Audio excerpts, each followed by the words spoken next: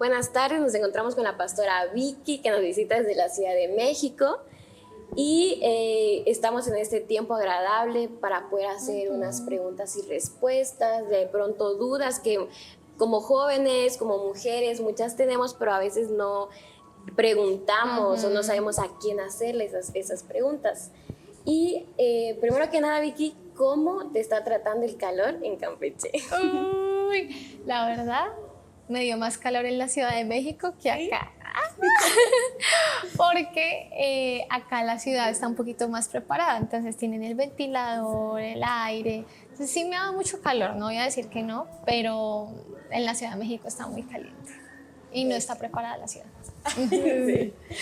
Ok, bueno, hemos visto que en la convención hay tanto niñas, tanto prejuveniles, jóvenes, mujeres adultas, mujeres solteras, comprometidas, y casadas.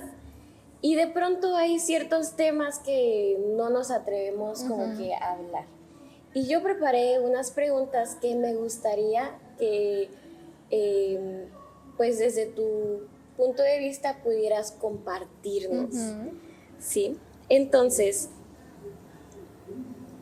la primera pregunta es hablando acerca del taller que tuvimos el primer día con el que aperturamos la convención, es cómo podemos amar a las personas que son difíciles de amar, que nos rodean. O sea, cómo podemos amar a esas personas que uno dice, ay, me gustaría amarte porque tal vez eres un familiar, pero en mí no me nace por tantas, no sé, cosas, ¿no?, que hay en el corazón.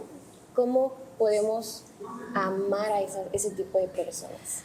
Bueno, pues el taller de ayer estaba enfocado hacia el llamado de Jesús de amarnos como familia en Cristo, o sea, estaba enfocado y los versículos que estuvimos viendo fue acerca de cómo Jesús nos llama a amarnos unos a otros dentro del cuerpo de Cristo, es decir, los que hemos puesto nuestra confianza en Él. Y es un desafío hacerlo, ¿ok? Pero digamos que si vamos a tener la pregunta un poquito más enfocada es en personas que no están en Cristo, personas que no son cristianas y son difíciles de amar por diferentes circunstancias, personas que incluso nos han hecho daño. Ahí la cosa cambia un poquito más, no del todo, porque el llamado al final sigue siendo el mismo, pero cambia en lo que Jesús nos está hablando. Entonces, lo que Jesús nos dice es que él dice, a ustedes les fue dicho que amen a sus amigos y odien a sus enemigos, ¿no? Pero yo les digo, amen a sus enemigos.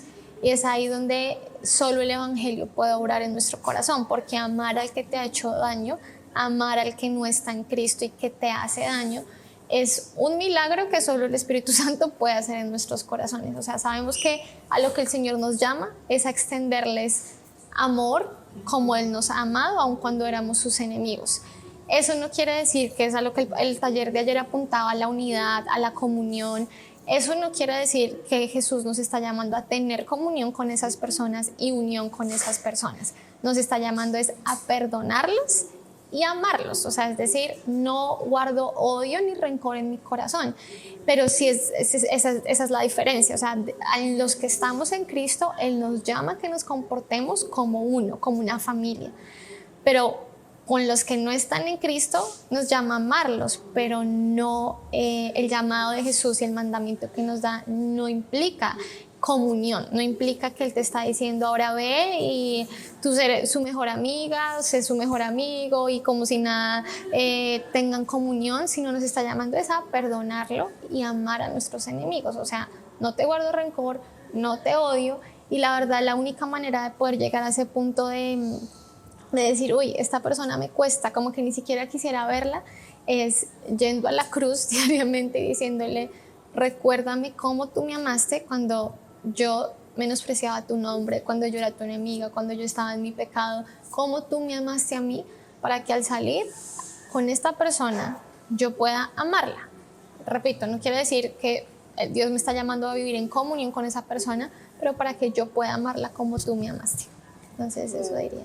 Sí, a veces se nos olvida que es algo que debemos aplicar todos los días, como la persona no conoce a Cristo y posiblemente te va a lastimar cada vez que tengas contacto con esa persona, y es recordar que diariamente es aplicarlo, ¿no? Y recordar en eso que nosotros pecamos contra Dios tan a menudo, y tan a menudo Él nos perdona, que solo su sacrificio puede proteger nuestro corazón en esos momentos, porque si esa persona nos va a seguir haciendo daño precisamente porque el amor de Dios no está en esa persona, lo único que nos va a proteger es encontrar ese amor en el Señor, porque es el único camino. O sea, no podemos esperar que esa persona cambie porque esa persona no está en Cristo. Podemos tener nuestra esperanza en el Señor y saber que su amor es suficiente para nosotros. Y bueno, hay muchos jóvenes que tenemos en la convención que han venido, y de pronto actualmente los jóvenes se dejan llevar mucho por las redes sociales, se dejan llevar mucho por lo que escuchan de sus compañeros de escuela, y normalmente las redes sociales lo que nos enseñan es que en una relación los jóvenes toman las decisiones de acuerdo a sus sentimientos, de acuerdo al momento, sin pensar en un futuro, sin pensar más allá de una consecuencia, cómo puede afectar a su familia, cómo puede afectar a ellos mismos, ¿no? Y incluso hemos visto, digamos, querido seguir esas modas porque es lo que la gente hace, ¿no? Pero en Cristo hemos aprendido, hemos visto que las relaciones, los procesos sentimentales son diferentes. Y la pregunta aquí para los jóvenes es: ¿cómo se atraviesa de una manera correcta la espera en Cristo? Como ese tiempo de soltería, ¿no? Claro, sí. Y bueno, lo primero y lo que yo diría es, lo más importante es encontrar nuestra plenitud en Cristo. Colosenses 2 dice, ustedes están completos en Cristo, y a veces tenemos esta concepción equivocada que yo me caso para que alguien me complete. Pero la verdad es que en Jesús nosotros estamos completos. Y creo que eso es como el primer paradigma, no sé si se me entiende esa palabra, pero es un cambio de mentalidad que hace que nosotros disfrutemos la soltería, porque no estamos como estoy esperando casarme para que empiece mi vida. No estoy esperando casarme para que entonces ahora sí pueda empezar, no sé, a servir en el ministerio o mi vida va a empezar, sino que yo estando soltero tengo en Cristo todo lo que necesito, y cuando el Señor determina que es el tiempo de casarme, estar casada no es lo que define mi vida, es una nueva etapa, un nuevo momento donde ahora el Señor me lleva a servirle de otras maneras, pero realmente lo que a mí me hace estar completa y plena es quién es Jesús para mí, es Él es. Y cuando eso yo lo puedo encontrar en mi tiempo de soltería, yo ya no necesito comportarme como todo el mundo se comporta, porque es que el mundo no tiene lo que yo tengo. Entonces yo entiendo que ellos se comporten así. Si yo no tuviera a Jesús, obviamente yo no me hubiera guardado en mi soltería, porque no estoy buscando en diferentes lugares llenarme, en que algo me sacie, que yo me sienta valorada, que me sienta amada. Pero cuando yo encuentro eso en Jesús, yo ya no lo necesito. Y entonces el mejor consejo que yo puedo dar para los que están solteros o las que están solteras es: encuentra tu plenitud en Jesús, entiende quién es Él y cómo Él es suficiente para ti, cómo en Él estás completo, y entonces eso te va a dar la sabiduría para entender cuándo es el tiempo, si llega la persona con libertad. O sea, hablaba hace un momento que es tanto que la Biblia, después de que Jesús viene a este mundo, Pablo dice: si ustedes están solteros, pues ojalá se queden solteros, porque el soltero puede servir a Dios, el soltero puede agradar a Dios sin como algunas cosas que a veces los casados, la casada tiene que estar pendiente de su esposo, entonces no tiene como más limitaciones, y a veces lo vemos es al contrario, es una desventaja estar soltero, pero no, en Jesús incluso la soltería puede ser una ventaja para que tú vivas para su gloria, para que tú le sirvas, para que tu vida sea desgastada en Él, y el día que te cases, si el Señor quiere que te cases, que es un regalo de Dios, no va a ser lo que te dé a ti la identidad, sino tú vas a seguir haciendo lo que hiciste cuando estabas soltero, vivir para Dios, disfrutar tu vida en Él y amarlo a Él. Wow. Y hay mujeres que digamos, arriba de los 30, que han estado esperando tiempo, han estado en esa espera constante, pero la persona que Dios tiene para ellas aún no ha llegado. ¿Qué consejo le podrías dar a esas mujeres? Sí, bueno, lo primero es que le diría que hay que quitarnos como a veces es nuestras propias cajas de edades, porque realmente el Señor, la manera en que ha diseñado la vida de cada persona es tan distinta, porque todos estamos en su historia. O sea, la vida no se trata de nosotros, sino de Él, y esta es su historia, y Él a cada uno nos tiene para cumplir diferentes roles y propósitos dentro de su historia, dentro de lo que Él está logrando en esta gran historia de la redención. Entonces, lo primero sería quitarse la presión de la edad, porque en ninguna parte de la Biblia yo leo que es como tienes que estar casado antes de tus 30 años. O sea, eso son cosas más culturales que nosotros nos ponemos que cosas que el Señor nos esté mandando. Entonces, lo primero es quitarnos eso. Una vez eso no está, volvemos a lo anterior, o sea, mantener esa plenitud en Cristo es lo que va a hacer que yo conozco historias, o sea, mujeres que se casaron muy grandes porque el Señor tenía ese plan, va a hacer que tú puedas decir, cuando el Señor lo determine, está bien, y genuinamente está bien, no como de labios para afuera, sino que es una paz en el corazón donde uno dice, está bien lo que el Señor determine conmigo, o sea, no se trata de mí, y lo que el Señor determine va a estar bien porque Él me ama y Él sabe, Él tiene mis tiempos en sus manos. Entonces esa libertad te va a ayudar, tengas menos o más de 30, para poder decir, no hay por qué afanarme. O sea, cuando el Señor hace todo, lo hace en su tiempo perfecto. Dios tiene el control. Dios tiene el control siempre. Y también tenemos a las mujeres casadas que también nos están visitando la convención, que de pronto están viendo también esta entrevista. Y, por ejemplo, vemos cómo las mujeres se han levantado por sus familias, por sus esposos. En mi caso, mi mamá fue la que llegó a la iglesia y fue la que nos ganó a mí, a mi hermana, a su esposo, pero vemos que las mujeres son un poquito más sensibles en ese aspecto, ¿no? Pero, ¿cuál sería la manera correcta de orar por los esposos para estas mujeres que ya están casadas, que de pronto uno está ahí tal vez batallando un poquito con el esposo porque tal vez le cuesta más acercarse a Cristo? Bueno, yo pienso que lo primero es entender de manera general para cualquier creyente que la mejor manera de orar es orar con la palabra. O sea, el Señor nos dejó la Biblia como una manera también de guiar nuestras oraciones, y cuando hablo de orar con la palabra no es solo como tomar una promesa y ya, sino hablo de, por ejemplo, cuando tú como mujer experimentas frustración porque tu esposo aún no viene a la iglesia, hay muchos salmos que expresan frustración delante de Dios, y a veces creemos que son cosas que no debemos expresar delante de Dios, pero esos salmos están escritos también para darnos palabras cuando nosotras no tenemos palabras. Entonces, orar con la Biblia es mucho más allá de simplemente un versículo y ya, sino es tú tomar los salmos y, por ejemplo, empezar a orar con ellos y hablar con Dios a través de esas palabras inspiradas por Él mismo, y creo que es la mejor manera para que tú ores por tu esposo y no ores siempre lo mismo, porque a veces como que nos volvemos muy mecánicos en lo que oramos y el Señor tal, dos, tres cosas que son las mismas, pero cuando tú oras con la palabra, por ejemplo, un salmo muy conocido, el Salmo 23, y dice, el Señor es mi pastor y nada me faltará. Esa frase tú puedes ese día empezar a orar cosas como, Señor, tú sé el pastor de esta casa y tú pastorea el corazón de mi esposo. Él es como esa oveja que está lejos y necesita que tú como pastor lo traiga. Y tú pastoreas mi corazón, y yo sé que si tú pastoreas mi corazón, nada a mí me hace falta. Entonces como que la palabra te va a dar nuevas maneras de orar, que no siempre sea como repetición sobre repetición. Pero además creo que lo que la Biblia nos enseña es que la mejor manera de atraer a un hombre a Jesús, y no nos da un resultado asegurado de un tiempo específico, pero Primera de Pedro 3 habla específicamente del caso cuando la esposa es creyente y el esposo no lo es, y lo que dice es que la manera en que ella debe actuar es con su ejemplo.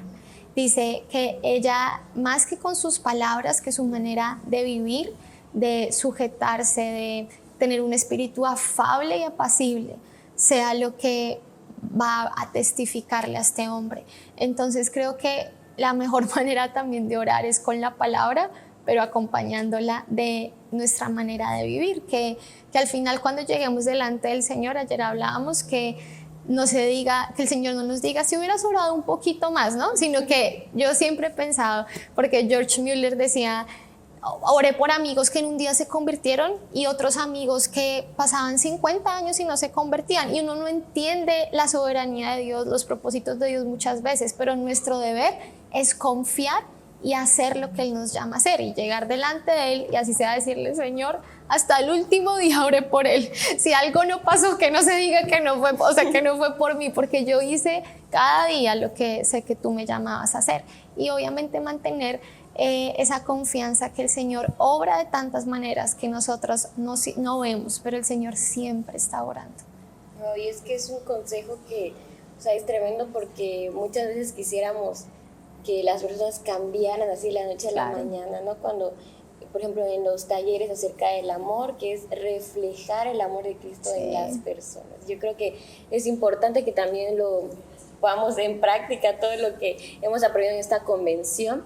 Y la última pregunta es, por ejemplo, hemos aprendido acerca de una vida devocional, una vida de oración, pero ¿cuáles son otros aspectos que pueden ayudarnos a mantenernos firmes en Cristo?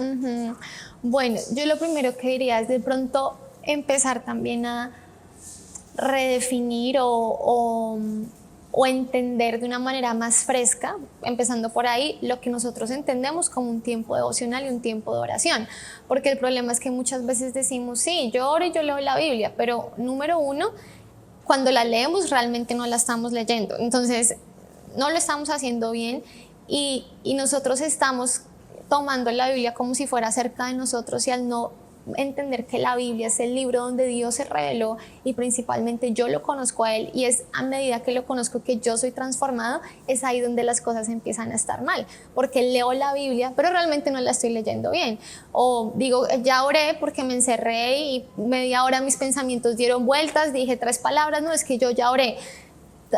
No oramos y no estamos leyendo la Biblia. Y algo que yo diría adicional cuando me dices, bueno, ¿qué más aparte de orar y leer la Biblia? Yo diría, uno, primero hay que asegurarnos que estamos creciendo en cómo leemos la Biblia y en cómo oramos y entendemos de qué se trata hacer estas cosas.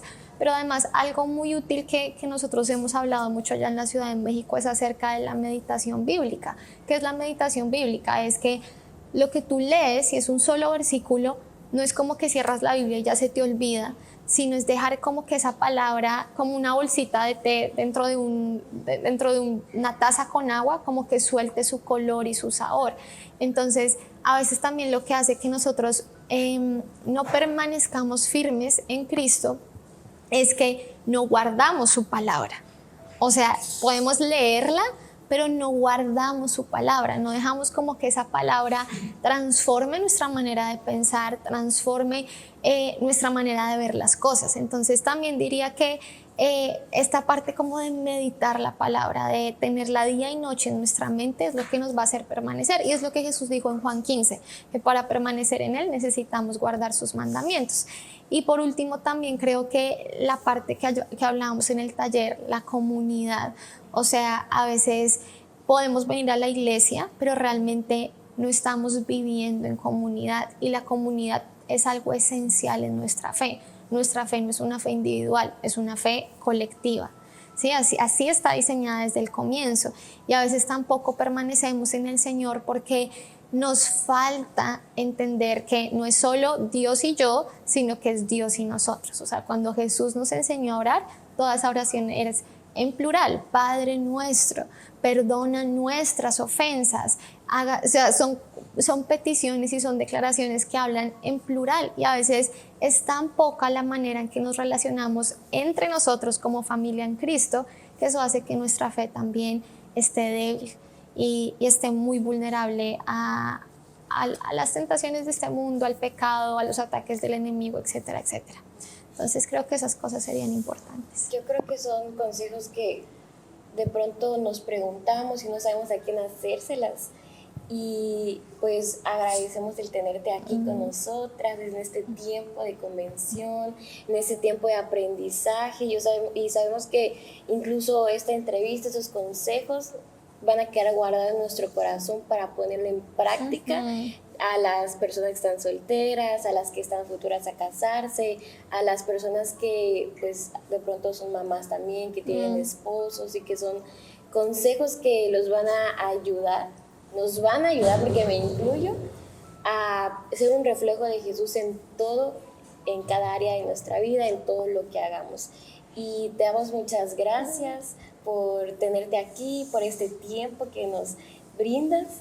Y no sé si hay algunas palabras que quieras decirles a las mujeres, jóvenes, preadolescentes que nos están viendo en este momento. Bueno, a las que son así las más jovencitas de edad en la convención, yo les diría están en el mejor momento para entregar su vida a Jesús sin reservas. O sea, yo hice algo que no estuvo muy bueno, pero en mi ignorancia, yo cuando tenía la decisión de entregarme por completo al Señor, porque yo estaba en la iglesia y yo era como un 70-30, o sea, 70 con Dios, 30 afuera, y la verdad es que tú no vas a poder disfrutar ni a Dios ni al mundo, ¿sí me entiendes? O sea, es el peor lugar en el que puedes estar. Y yo hice algo y fue decirle a Dios, yo me voy a entregar por completo por 3 meses. Y si en 3 meses yo veo que, no, yo ya, o sea, 3 meses. Y bueno, esos 3 meses empezaron y hasta hoy siguen, ya tenía 15 años, ya hoy tengo 30. Pero o sea, a las jovencitas yo les diría, entrégate 100%. O sea, si tú quieres experimentar este amor, es un 100%, no es como que un poquito, y no es que yo asisto a la iglesia, sino es una entrega total, es una entrega donde tú dices, Señor, yo me entrego a ti, o sea, mis sentimientos, mis amistades, todo lo que yo soy, lo que yo hago con mi tiempo, mi vida, te la voy a dar a ti. Y cuando uno tiene como esta entrega que solo el mismo Señor produce, uno experimenta un amor que todo lo llena, absolutamente todo en nosotras, porque vamos creciendo y, como tú decías, otras ya somos hoy mamás, ya de pronto nos casamos, y la constante en nuestra vida va a ser su amor, nada más. Todo lo demás, por hermoso que sea, se va a acabar, o puede un momento estar y al otro momento no estar, pero su amor es lo único que va a estar con nosotras para siempre. Y ese es como esas palabras finales que les daría. Muchas gracias por tu tiempo, y estamos listos para seguir recibiendo el amor de Cristo en esta convención.